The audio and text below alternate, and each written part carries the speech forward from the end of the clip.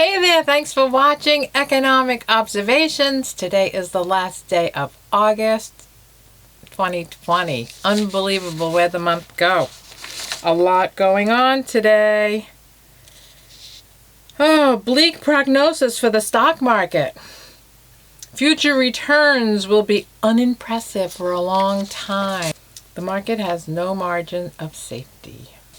Among the big concerns of the market, U.S.-China relations, which have soured badly, a delayed fiscal package from Congress, and a great deal of uncertainty on the presidential election. We're piling on a lot of debt. Oh, my last video I talked about evictions, and after reading some more articles and digging a little deeper into this crisis, I think it's going to be a lot worse than what I had portrayed. I think that the evictions are going to take a long time to go through the courts, and I think they're not going to peak until January, and they're going to get bad. And I think that there's the potential for, 30 million people to lose their homes. It's a lot of people. It's a lot of homelessness. Homelessness is already creeping up in every city and state around America. And more and more people are losing their jobs. I mean, the layoffs have not finished, and the virus is not finished. And I believe there's going to be a second wave. And I believe that it's going to get worse before it gets better. And I don't say that because I want that to happen. It's just the reality. I mean, the numbers are just excruciating. They're very, very painful. Also, let's face it, all these layoffs. Government says we are in this V-shaped recovery and people are getting hired. You don't see any company saying, wow, we just created 10,000 jobs. We just created 50,000 jobs. I mean, where are these jobs coming from? Where are these people going to get jobs? This country wasn't built to support citizens, right? It was supposed to be a capitalist society where people were free to go out and earn a living and create something and do something and be something and have a potential for creating their own livelihood. We weren't built for free this and free that. That's not what America is made of, right? America is made of hardworking people who come from overseas, from other countries, who want a better life.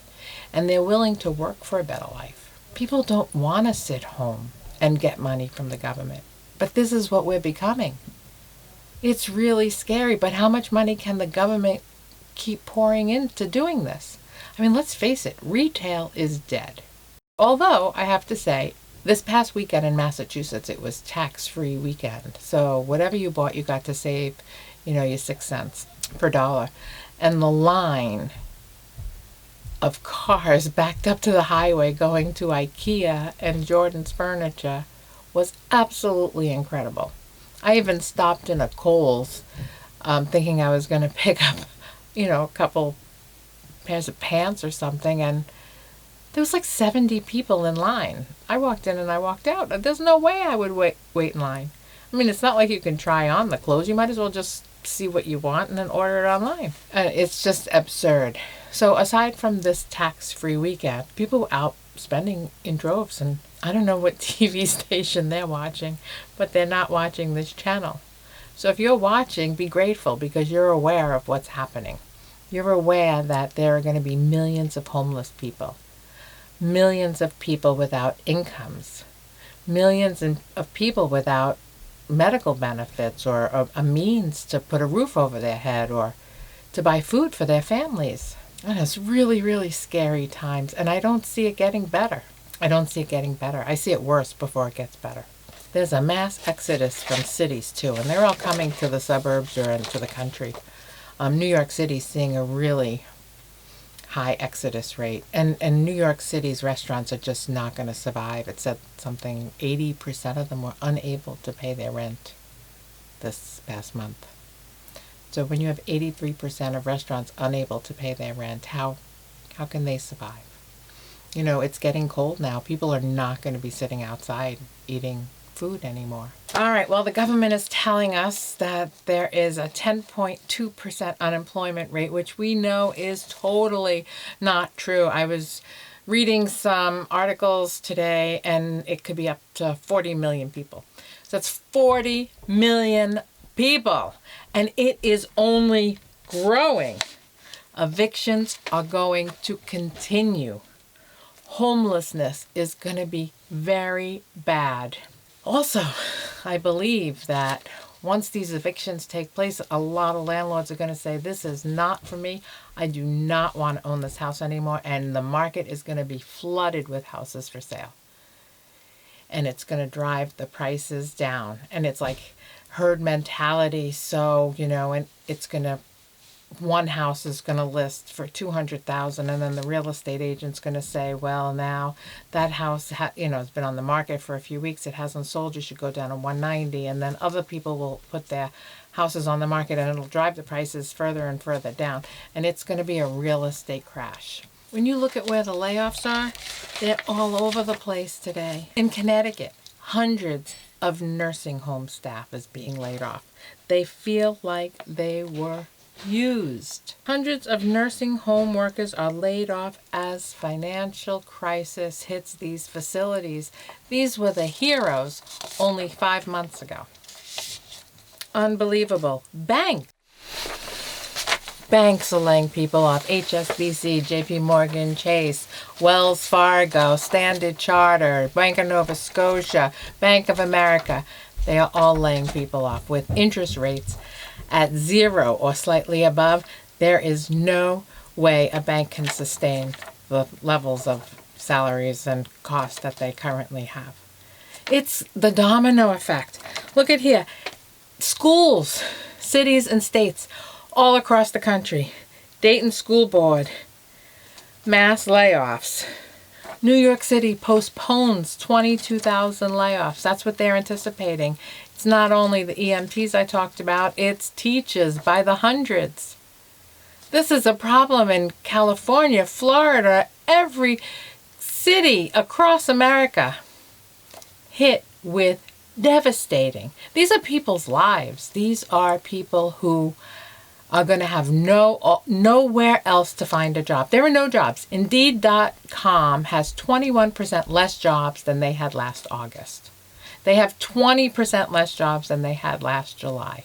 Where are these jobs that the government is touting? Oh, got jobs, everyone's going back to work. People are not going back to work. Look at this, Boston Encore Casino, 385 layoffs. Minnesota DHS, Fiscal Cliff, layoffs. Coal Company in Wyoming, 80 workers. Energy being hit hard. MGM, 18,000 more jobs. Coca-Cola, 4,000 jobs. Twin River Casinos in Rhode Island, 1,300 workers. Airport restaurant workers, 2,000. Hollywood Casino in West Virginia, 540 permanent layoffs. McCarran Airport in Las Vegas, 940 employees. Booking.com, you know that travel website? More than 4,000 jobs starting in September. Spirit Airlines, 20 to 30% of their 9,100 workers. Nike, at least 500 in Oregon. I mean, the list goes on and on and on. I read something that potentially have the government take over the energy sector. That's how massive the loss is. Where are we going? This is scary, scary times, folks. I don't know what, but this is not just happening in the United States. This is happening in every Western country. It's not sustainable. We're in for some really, really tough times. And I think 2021 is going to be, when it all comes to a head. We don't know who's going to win the presidential election in the United States. Neither one of them can fix this problem.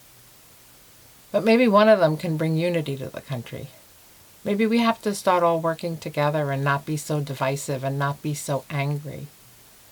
I feel like everyone is on edge, and it's this masks, it's this no mask, it's a hoax, everything's a conspiracy theory, everything is so preposterous these days and negative, and that's not the America I grew up with, and that's not the America I want to know or want to continue to be in. I mean, we need to be better than that. I don't know, hang on, folks, say a prayer, stay close to family and friends, have a good day, and hopefully we'll have some more good news tomorrow. Thanks for watching. Hit that subscribe button, give it a big thumbs up, and I'll talk to you soon.